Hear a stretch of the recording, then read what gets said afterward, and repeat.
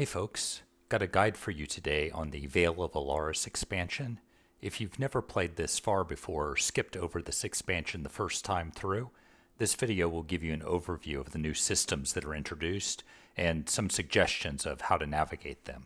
Let's jump right in. First off, raid progression is tracked via a book. You'll get a copy of this when you complete your first raid.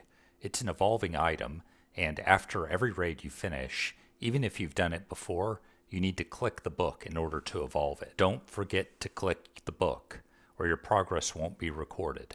That's the main thing not to forget when attending raids. VOA also introduces faction via the language system called Alarin. This is used in order to request missions and interact with the vendors. You evolve it by completing group progression, mercenaries, partisans, etc. Unless you're going to be requesting all the raids, you don't really need to get super high with Alarin.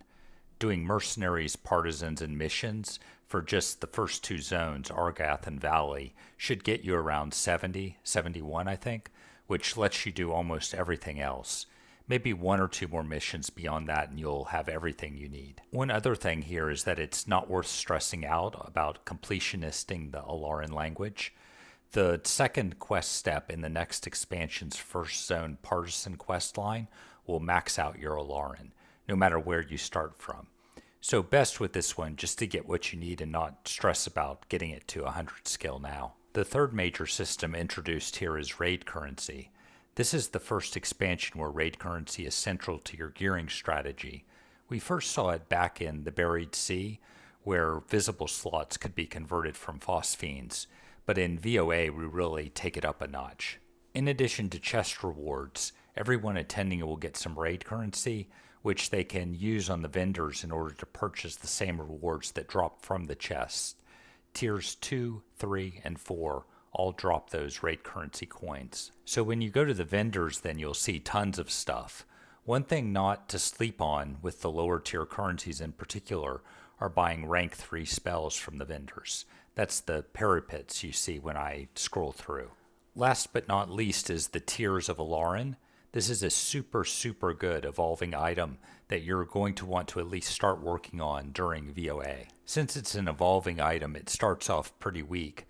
Like here you can see it at 4 out of 20 evolved, but then once you fully evolve it, this is what it looks like. Notice it fits in type 3 augmentation slots. So yeah, that's going to be an item you're going to use basically forever. Right, so how do you get it? Well, when you're out in the world killing Alarins, they'll occasionally drop one of these fragments. When you click on it the first time, it'll give you your unevolved tiers. Put that in your ammo slot and get back to killing more Alarins to evolve it. You'll get more tablets as you're playing, which when you click on them will also help evolve the item. A good strategy here is to wait until you have enough tablets to finish it before you start clicking and just do them all at the end in one go. And definitely be on the lookout for those evolving item bonuses throughout the year. Okay, let's talk about a couple of the raids that are needed to finish progression and get you into the final zone, Sepulchre. First up is one of the all-time infamous EQ raids, Pillars. The thing that makes this raid so different than a lot of raids is that it's very class composition specific.